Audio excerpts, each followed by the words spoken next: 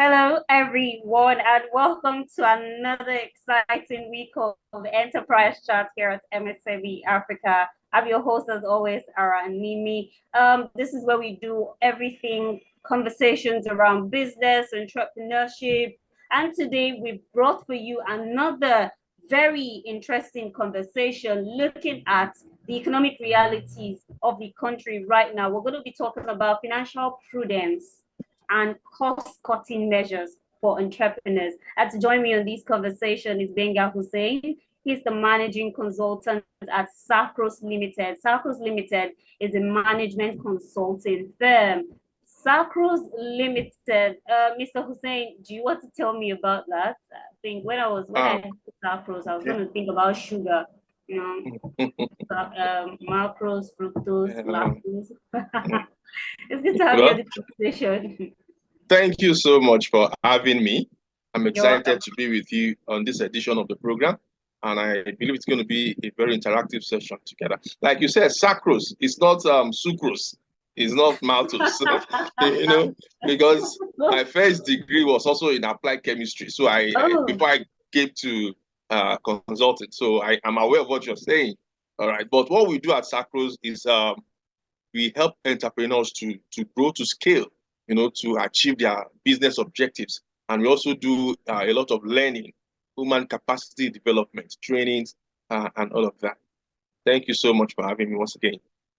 thank you so much. One of the ways entrepreneurs or any business organization can grow is, how they manage their finance.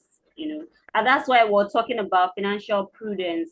What exactly is the idea of financial prudence for you as an expert? Thank you so much once again. Um, One of the vast resources or many resources available to entrepreneurs is their cash, the finance aspect. There are other resources. You have human resources, you have um, time as a resource, but finance is also a very vital resource. And when we talk about managing that financial resource, it's because it's scarce. Remember your economics 101, it says scarce resources. So finance is scarce, henceforth, we have to manage it. As an entrepreneur, you have to learn how to make the best use of the limited cash resources that we have to ensure that we achieve our business goals and objectives. Thank you. Okay, so one of the challenges that I know that some business organizations face in terms of financial prudence, you've spoken about managing resources, financial resources, is being able to separate the brand, the company from the person. How do you go about that? As a business owner, as an entrepreneur, how do you separate your a business from your own person? Thank you. Well, you are asking the right question, really, because in accounting, one of the key concepts is what we call separating the owner from the business. And there are several ways to go about this. First thing is you have to get your business registered. That's very key. Because until you get your business registered, you might be carrying on business in your own name, and your own person. So when you do a business, you serve someone, they'll make payments into your own name. But when you take the first step of registering your business, when I say registering your business in Nigeria, for instance, we have the corporate registry, which is the CAC, Corporate Affairs Commission. So you take that bold step to register that business, either as a business name or a limited liability company. That business takes on a separate entity. It becomes a separate legal entity, different from you, and you can open a bank account in that business name. When payments have to be made, it will be made into that business account. So, and that account is different and separate from your own account as a person. That's where you begin to make distinctions. But this also takes a lot of discipline, to say, well, I will not take from this company's money. So you have to be disciplined, not to go and dip your hands as the business owner into the business funds. And that's where all of this starts. Thank you so much.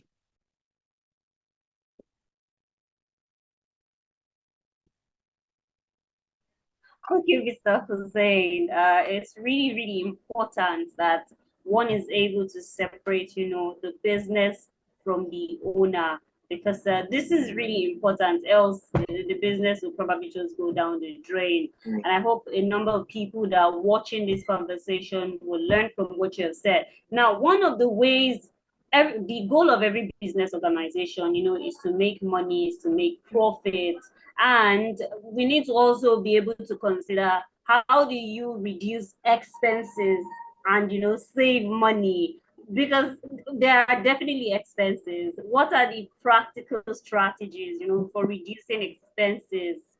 Okay. Before I answer that question, let me just make a little addition on how to help entrepreneurs make a distinction between their person and their business. So I mentioned earlier that you can go ahead to register your own business. Register register, let the business have its own name. Another critical thing is records.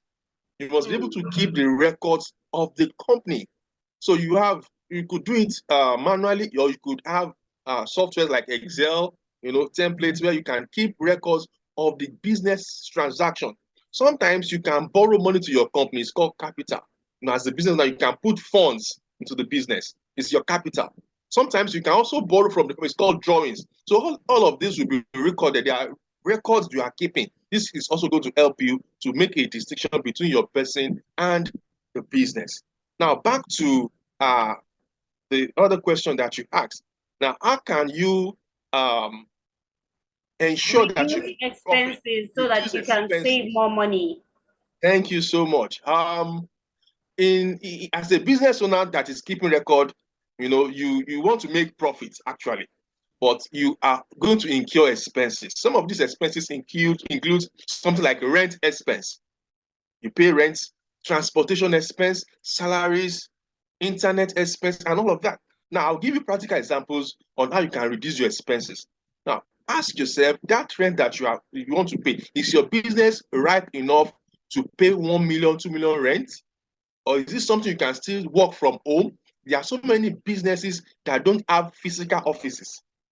They don't have any physical, they are just working from home. Their office is is the internet, is the social media, the Instagram platform, your Twitter platform, and all of these online platforms. That's where their businesses are, and they are doing very well. No, I'm not saying you should not rent an office, but is that the right time? Can your business revenue support that kind of an expense? So I want to be in Ikoyi, I want to go and rent a 5 million per annum, but your revenue is not, so you're already killing the business and you're not being prudent. So rent expense, start small. If you don't work from your home, there are what we call co-working spaces, where you just take a room, you have the facilities. So that's a nice way to start, rather than incurring a whole lot of expense. That's just an example on rent, and there are other expenses. Rent is not the only expense. You have your transportation expense. You have salaries. Salary is very important. So how do you minimize salary as an expense? Now, when you are recruiting, for instance, you must ensure that you are recruiting people with the right skill, the right competencies. So when you are paying salaries, you know that the value is being added to your business. Some people don't even need a lot of staff, for instance, but you have overstaffing. So that is another way to reduce an expense like salaries. Then there's what we call bureaucracy too. When you have bureaucracy, look at the process that is involved, the value chain in your business. Now, when you look at the value chain in your business, there are some of these processes that don't really add any value. No, when these processes don't add any value, you need to remove those non-adding. What are some of those processes that might not be? Because I was also going to ask you, what are some of those on what I call it, unwise decisions that or some steps, some unproductive steps that businesses take that saps money and reduces money saving. Thank you. When you look at the processes that are involved in producing your goods and services as an entrepreneur, there's what we call value chain. What value chain means is all the activities That's what the meaning of value chain is. All the entire activities that you put together to enable you deliver your goods and services to your customer. That's value chain. So look at all these processes from one stage to the other stage to the next stage. Some of these stages, some of these processes are just there and not adding any value.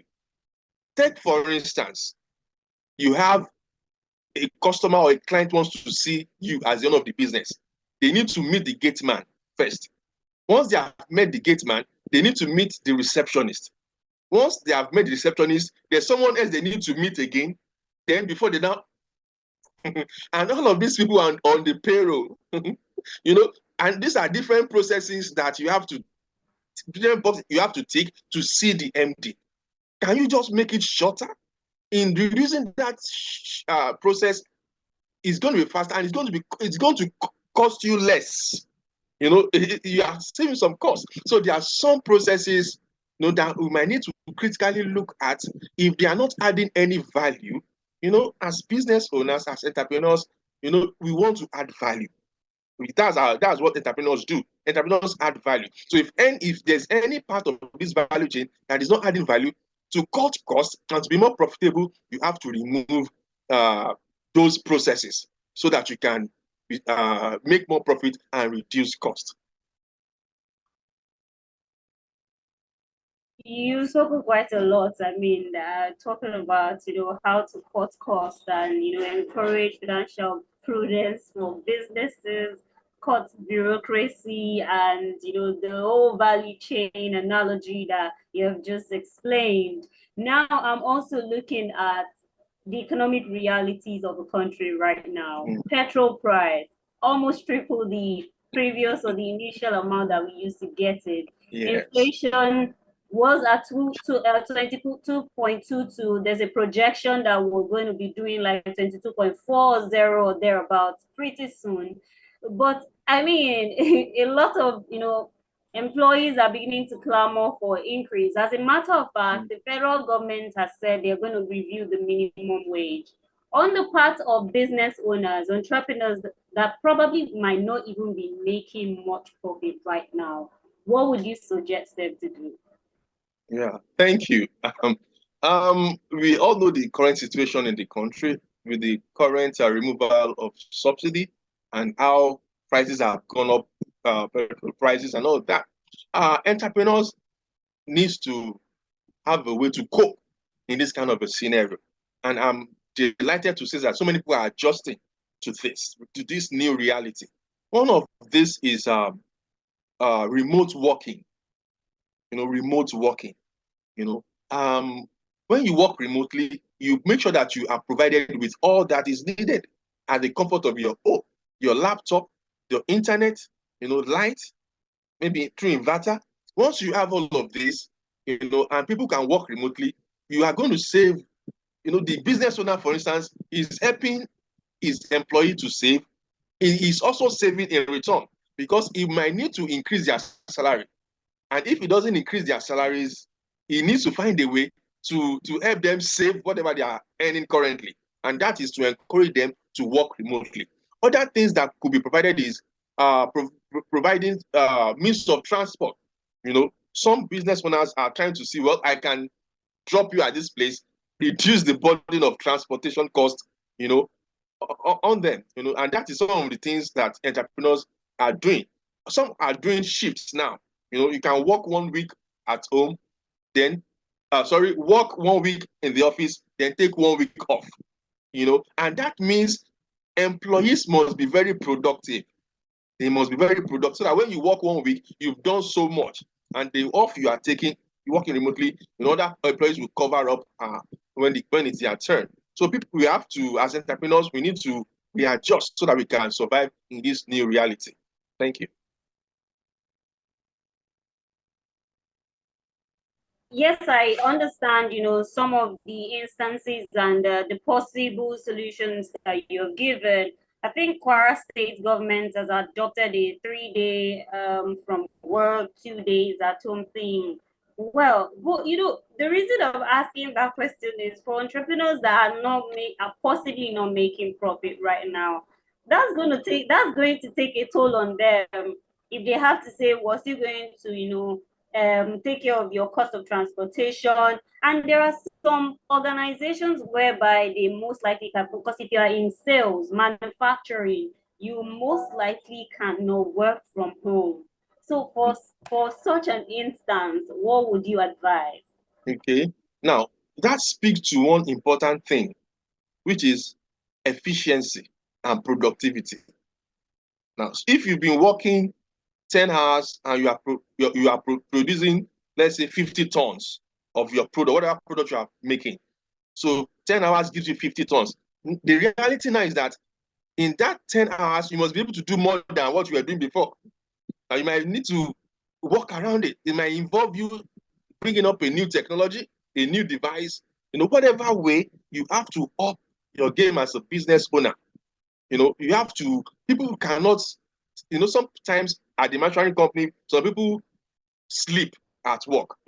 I've had such experiences. We have someone who is sleep out of 10 hours, they take 2 hours break. Now, people must account for every minute, every second that is spent in the, at the business owner's place, so that all these leakages, and then you must reduce errors, you must reduce reworks, all these leakages. These are the things that will help you to be relevant in this new reality. So you must work on waste. You must be productive. You must ensure that if it's 10 hours of work time, we get more. We get our productivity has to increase. Because on the other front, as a business owner, you are spending more. Your raw materials, it's not the same price. All the inputs are going up. So your best bet now is to ensure that what you get as output is not less now, but rather is even higher. And how do you do that? Prompt use of time. And you can even introduce some technologies or new ways, new approaches to doing things. Thank you. I think I also need you to speak to some of the government policies, or probably what you think the government can do, because I think some days ago, the Manufacturers Association of Nigeria, they were talking about high cost of electricity. All of these are factors that a business owner might not be able to, handle. There are some of the policies that are affecting these businesses. What do you think the government can do, to ensure ease of doing business? Because that, of course, is also going to help, in the productivity of these organizations. Thank you so much. The government has a lot to do, definitely, to help a lot of businesses. But I will not talk about the policy as whether it is good or bad, whether as in the removal of the subsidy, because subsidy generally is, there's a debate. I don't want to be involved in that debate. But what I want to say on this forum, yes, maybe not subsidy, but there are some, because the President Buhari signed an act for ease of doing business in Nigeria. Yes. So I'm talking about, all of these. What do you think? What policies do you want to see in place?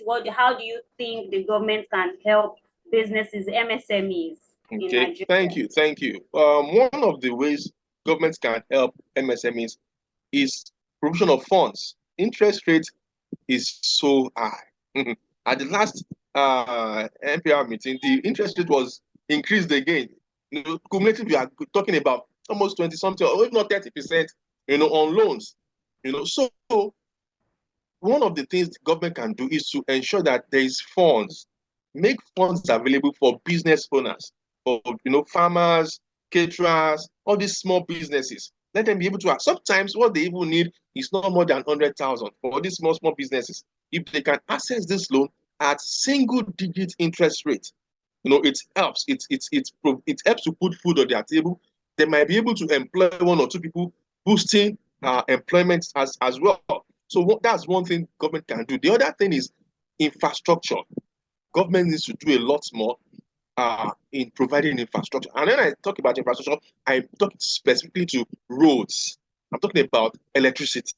Because when you bought fuel at a very high price, you don't want to get that fuel exhausted while you are in traffic. So if the roads are smooth, it reduces or shortens your travel time.